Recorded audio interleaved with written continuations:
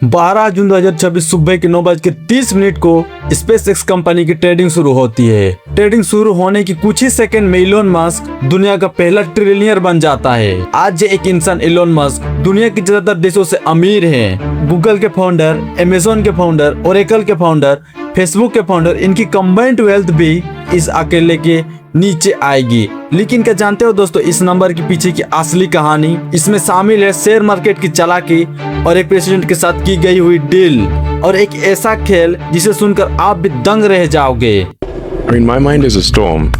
I don't think most people would want to be me. They may think they'd want to be me, but they don't. They don't know. Is your storm a happy storm? No. $1 trillion यानी एक के पीछे 12 zero. सबसे पहले तो इस number को समझना जरूरी है।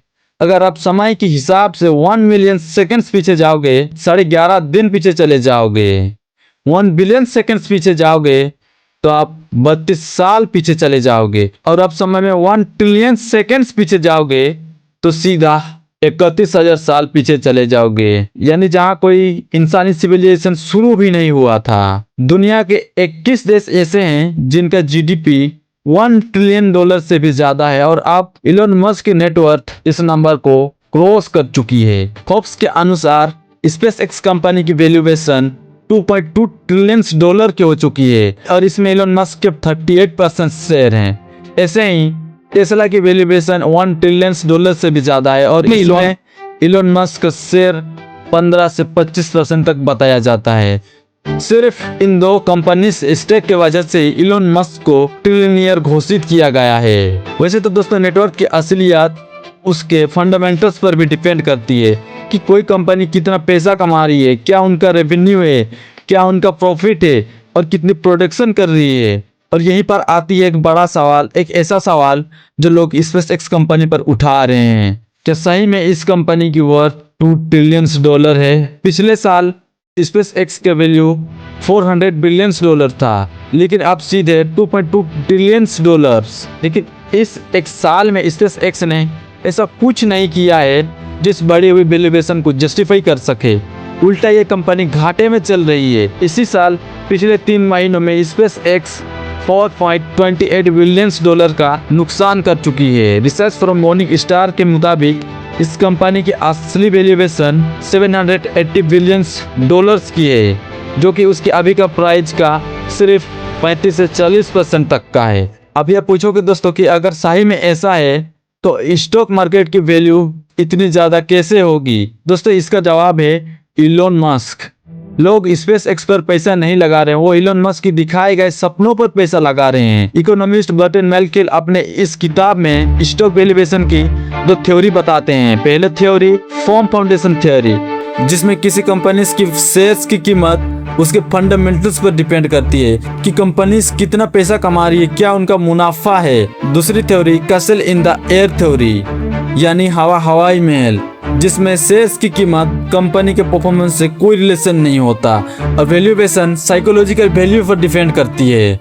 इलोन मस्क की दोनों कंपनी इस दूसरे कैटेगरी में आती है। इलोन मस्क हवाई महल बनाने में उस्ताद हैं। ये बड़े बड़े सपने बेचते हैं, जैसे कि कहते हैं कभी कि रोबोट टैक्सीज के सपने, स्पेस में डेटा सेंटर के सपने। लोग ये बातें सुनकर कंपनीज के शेयर के बजाय इन सपनों को खरीदते हैं। हार्वर्ड बिजनेस स्कूल के प्रोफेसर मिहिर देसाई तो इसे साफ साफ एक फाइनेंशियल कल्ट कहते हैं, जिसमें लोगों को भरोसा है कि अगर इलोन मस्क का नाम जुड़ा है तो प्रोडक्ट कुछ भी हो सक्सेसफुल बना ही देंगे। लेकिन असलियत इसकी ठीक उल्टी है। अक्टूबर 2015 में इलोन मस्क दावा करते हैं कि 3 साल के अंदर टेस्ला में फुल्ली ऑटोनोमस ड्राइविंग आ जाएगी। That's also fully autonomous. We're still on track for being able to go cross country from LA to New York by the end of the year, fully autonomous. We're talking maybe 18 months from now. Maybe even towards the end of this year. Next year. I mean, it's looking quite likely that it will be next year. We'll get there this year. If not this year, I'd say no later than next year. झूठ बोलो, बार झूठ बोलो।